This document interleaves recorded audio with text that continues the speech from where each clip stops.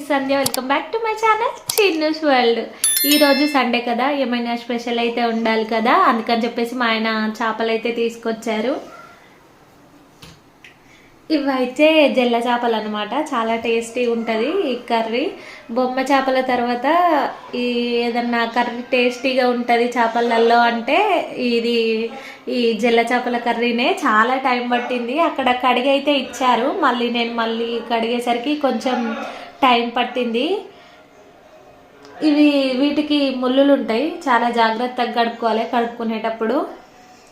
ఇక మా ఆయన మార్కెట్లో కడిగిపిచ్చి తీసుకొచ్చారు కాబట్టి పెద్దగా స్టెమ్ అయితే ఏం లేదు. నాకు ఇంట్లో ఒక ½ అలా టైం పట్టింది అంతే. చేపల కర్రీ నా స్టైల్లో నేను ఎలా వండుతాను అనేది అయితే నేను మీతో షేర్ చేసుకుంటాను. ఆనియన్స్ అయితే కట్ చేసి పెట్టుకున్నాను నేను ఇక్కడ. ఇవి చేపలు. చింతపండు రసం మొత్తం పక్కకు తీసుకొని ఇందులోనే కారం, ఉప్పు, అలాగే మెంతి పొడి, ధనియా పొడి అవన్నీ వేసుకొని కలిపి అయితే పెట్టేసుకున్నాను. ఇప్పుడు బాండీలో అయితే ఆయిల్ అయితే పోసేసుకున్నాను. ఆల్రెడీ ఆయిల్ హీట్ అయిపోయింది.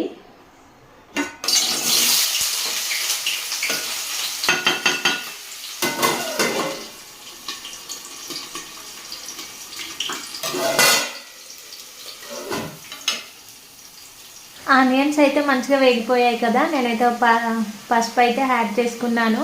చేపల కూరలో ఎక్కువగా మెంతి పొడి వేసుకుంటే చేపల కర్రీ మొత్తం చేదొచ్చేస్తుంది. అందుకని చెప్పేసి కొంచెమే లైట్గా వేసుకుంటే సరిపోతుంది మెంతి పొడి ఎక్కువ యాడ్ చేసుకోవద్దు చేపల కర్రీలో. ఇక ఒకవేళ మెంతి పొడి ఎక్కువ అయింది అని అంటే అసలు అది కర్రీ నోట్లో పెట్టడానికి కూడా పనికిరాదు, అట్లా అయిపోతుంది.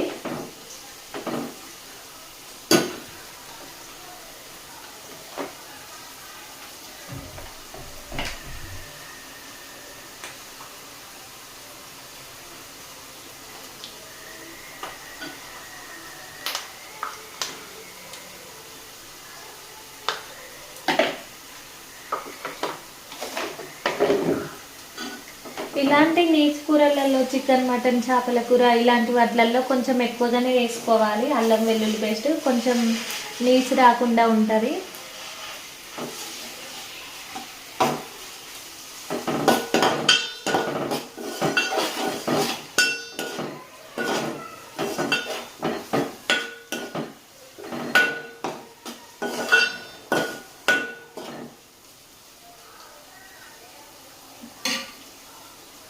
మా ఆయన వాళ్ళ నానమ్మనైతే చాలా మంచిగా వండుతారు చేపల కూర, చాలా టేస్టీగా వండుతారు అనమాట. నేను చాలా మందికి చేపల కూర వండడం రాదు అని చెప్పేసి అంటారు, కానీ చేపల కూరనే చాలా ఈజీ ప్రాసెస్ అన్నమాట.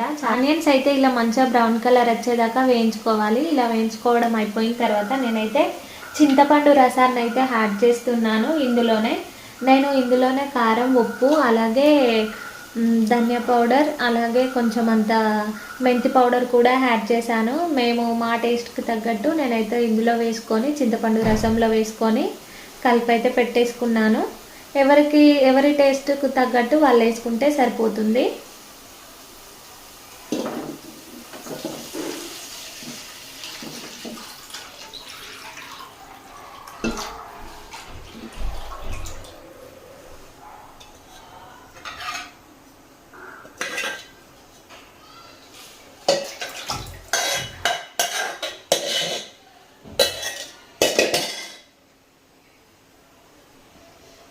ఇప్పుడు ఇలా పోసేసుకున్నాం కదా చింతపండు రసాన్ని, అది మంచిగా మరిగేదాకా వెయిట్ చేయాలి. మంచిగా కొంచెం సేపు మరిగిన తర్వాత ఈ చేపలు అయితే ఉన్నాయి కదా, చేపలన్నిటిని కూడా అందులో వేసేసుకుంటే సరిపోతుంది.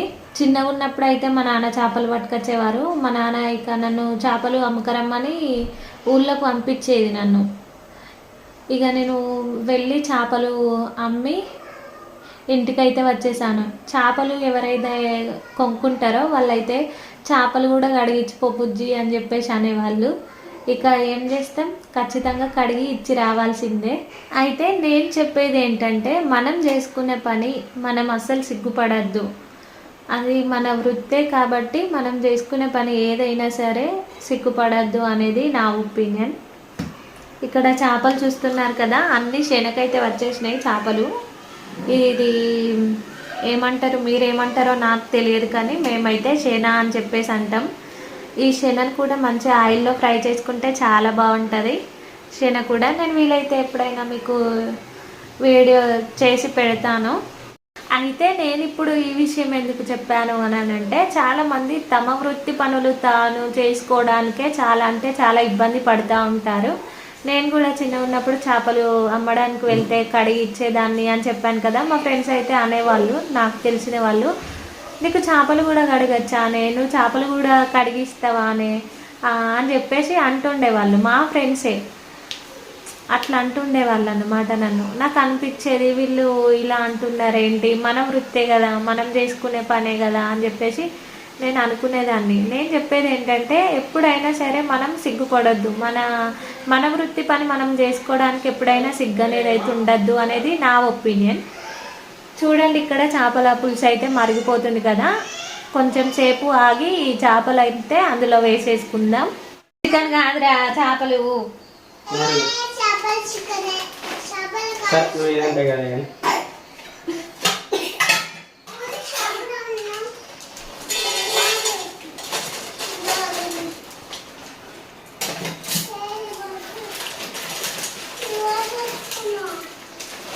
తింటావా నువ్వు చేపలు?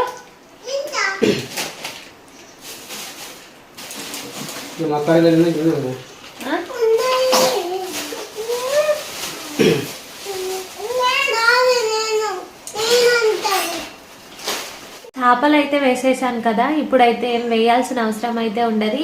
మళ్ళీ కర్రీ దించేటప్పుడు కొత్తిమీర, అలాగే మెంతాకు ఉంటే మెంతాకు, ఉల్లాకుంటే ఉల్లాకు వేసుకొని దించి పక్కన పెట్టేసుకోవడమే. కర్రీ అంతా కూడా మంచిగా దగ్గర పడేదాకా స్టవ్ పైననే ఉంచేసుకుంటే సరిపోతుంది. కర్రీ అయితే మొత్తం దగ్గర పడిపోయింది కదా. ఇప్పుడు నేనైతే కొత్తిమీర అయితే కడిగి పెట్టేసుకున్నాను.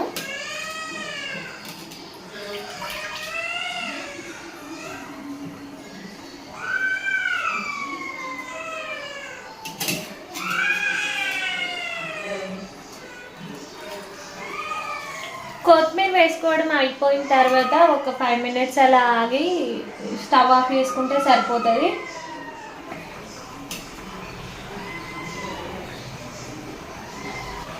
ఇక కర్రీ అయిన తర్వాత పిల్లలకైతే అన్నం అయితే తినిపించాలి. చిన్నుకి ఇంకా చిన్ను ఏం తినలేదు, అన్నం అయితే తినిపించాలి. చిన్నుకి కొంచెం కారం అయితే తిన్నాడు లైట్గా. ఇక కర్రీ అయిన తర్వాత తినిపించాలి. అస్సలు తిన్నాడు చేపల కర్రీ. ఇప్పుడిప్పుడే అలవాటు అయితే చేస్తున్నా తినిపించడం, చేపల కర్రీ తినిపించడం. తినిపిస్తేనే తింటాడు. ఒక్కరోజు కూడా వాడంతట వాడైతే ఎప్పుడు కూడా తినడు మా చిన్ను. ఇక ఇవాళటి వ్లాగ్ వచ్చేసి ఇంతే అన్నమాట. ఎవరైనా మన ఛానల్ని కొత్తగా చూసే వాళ్ళైతే మన ఛానల్ని సబ్స్క్రైబ్ చేసుకోండి, లైక్ చేయండి, షేర్ చేయండి, కామెంట్ కూడా చేయండి. పక్కనున్న బెల్ ఐకాన్ని క్లిక్ చేయండి. నేను ఇలా వీడియో పెట్టగానే మీకు అలా నోటిఫికేషన్ అయితే వచ్చేస్తుంది. మరిన్ని మంచి వీడియోలతో మళ్ళీ మీ ముందుకు వస్తాను. షైనింగ్ ఆఫ్ మీ సంధ్య. Bye bye.